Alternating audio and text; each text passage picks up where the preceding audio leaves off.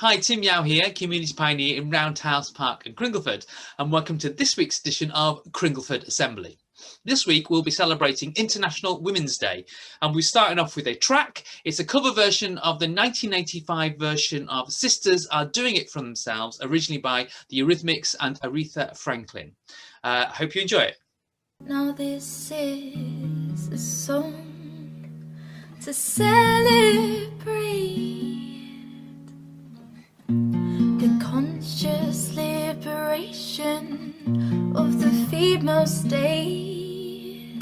Mothers, daughters, and their daughters too. Woman to woman, we're singing with you. That was the 2018 cover version by Sadie Horler of Sisters Are Doing It For Themselves. Those lyrics there, now is the time to celebrate the conscious liberation of the female state. I wonder, how do you feel about female equality today? Do you feel everything is equal now? We're all the same? Or do you still feel there's a long way to go? International Women's Day started in 1911 and is celebrated on the March the 8th every year. It's there to celebrate women's achievements around the world, to raise awareness about women's equality, to lobby for accelerated gender parity, and to fundraise for female-focused charities. I surprised myself recently. I've always thought of myself as someone who is, kind of sees women as equal and treats women as equal and treats people as people. However, I had to check myself a couple of times recently because of my unexpected response. One was about I saw a house around the corner was still being built. It was having the roof put on, and I looked and I thought to myself, wow, I've never seen a woman roofer before.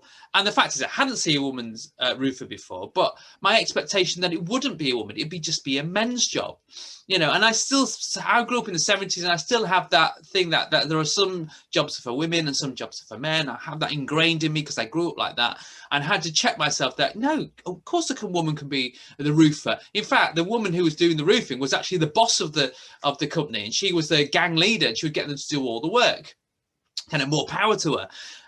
So I still have a long way to go, and as much as I feel like I'm totally into equality with everybody, I still have those hangovers in me, and I'm still growing and learning.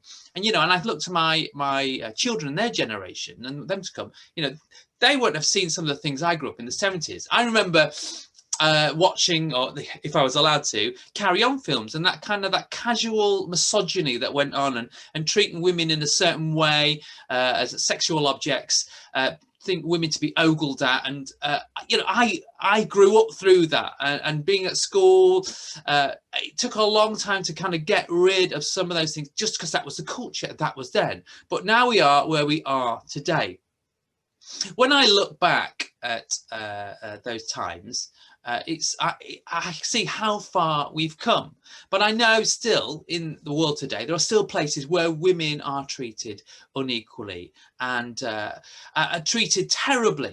I listened to an interview recently of Malala Yousafzai, the young woman who was shot in the face because she was in Afghanistan, and the girls there weren't allowed to be educated, and someone just came onto a bus because her dad had opened a school to teach young girls, asked who she was and shot her just for being a woman and just for being a young woman who wanted to be educated.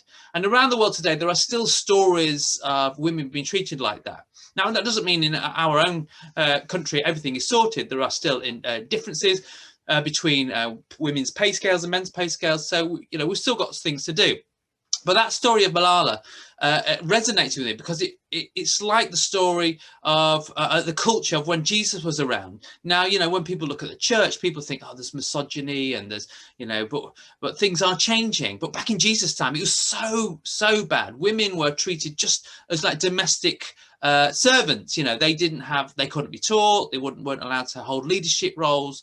But the amazing thing about Jesus, he changed all that. He had a radical different approach. He would include women. He would openly talk to women where that was not seen as appropriate for someone who was a teacher like him. He had people who came, women who came and followed his group around and were part of his kind of merry band of travelers.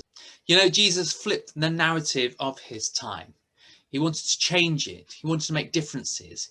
He knew that God created men and women in his image. You know, men and women who were made like God, made to be like God, with all the creativity, with all the love, with all that the potential for doing amazing things. We're both made like men and women alike.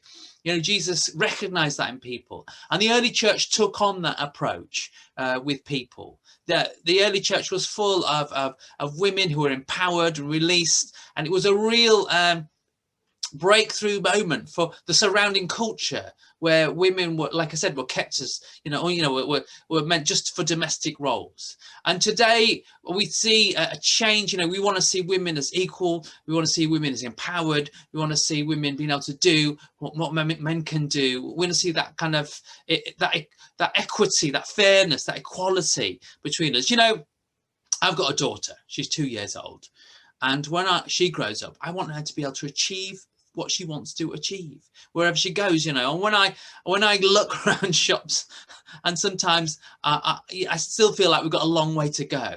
You know, we should go around the toy shops, and my boys know, oh, that's the girls' aisle. Why do they know that? Because it is so pink. Now, I'm not against pink per se, but I mean, it doesn't really match my skin coloration. I wouldn't wear it.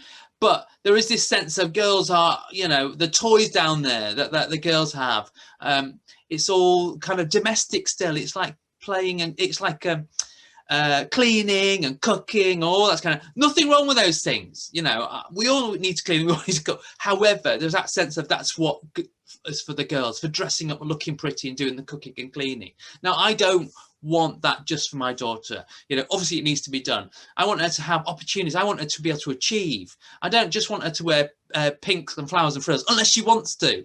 But I want her to be able to, you know, wear a NASA t-shirt. I want her to be an astronaut if she wants to. I want her to kind of aim for the sky. So I still feel in our culture we've got a long way to go. But just as Jesus empowered women, you know, we need to still keep empowering women today. So I wonder if there are women around you, your friends, your family, your daughters, your sisters, your wife, who just need that sense of encouragement, who say, look, you can do this.